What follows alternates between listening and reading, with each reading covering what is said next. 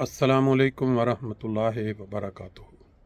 15 مئی 2026 جمعۃ المبارک کا ایک خاص دن، لیکن ناظرین 13 مئی کا دن پاکستان کی تاریخ میں ایک عجیب تضاد لے کر ابھرا۔ ایوان صدر کی خوابگاہوں سے لے کر خبروں کی سرخیوں تک دو ایسی کہانیاں سامنے آئیں جنہوں نے سب کو حیران کر دیا۔ ایک طرف وہ اعزاز تھا جو نسلوں کی قربانی اور قابلیت کے بعد ملا، اور دوسری طرف وہ انکشاف جس نے اخلاقیات کے دعووں کی کلی کھول دی۔ پہلی کہانی جناب نبیل منیر کی ہے، جنہیں صدر پاکستان نے ان کی شاندار سفارتی خدمات پر ستارہ امتیاز سے نوازا۔ لیکن یہ تمغہ صرف ایک شخص کی جیت نہیں تھی، یہ اس خون کا بدلہ تھا جو ان کے والد شیخ منیر صاحب نے لاہور کی احمدیہ مسجد میں دہشت گردوں کے ہاتھوں بہایا تھا۔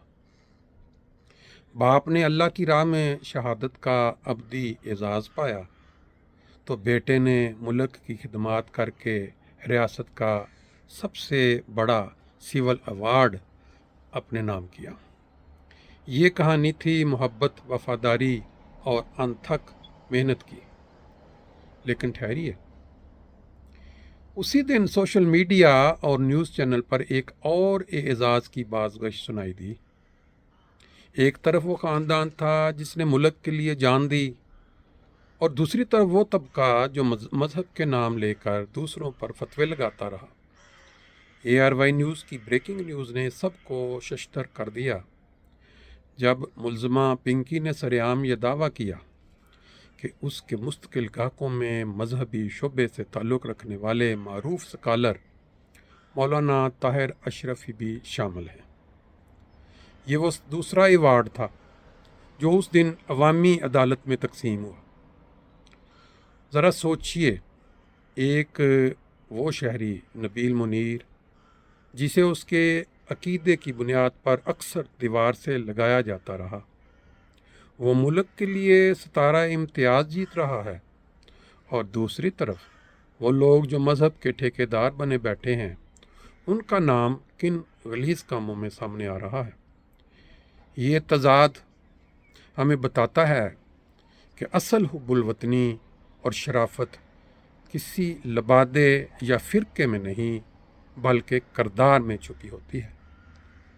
پاکستان کو آج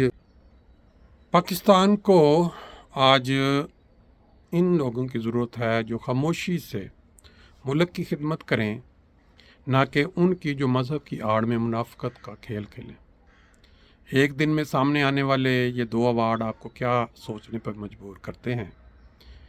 یہ آپ کے کمنٹس اور آپ کی رائے بتائے گی کہ آپ کیا سمجھتے ہیں۔ یہ جو چھوٹی سی کلپ محترم نبیل صاحب کو ایوارڈ ملنے کی ہر سوشل میڈیا پہ بڑی تیزی سے وائرل ہوئی، لیکن میرے دل میں خیال آیا کہ جو ساتھ ہی ایک اور خبر وائرل ہوئی ہے اس کے ساتھ اس کو موازنے کے طور پہ سب دوستوں کے سامنے رکھ دیا جائے۔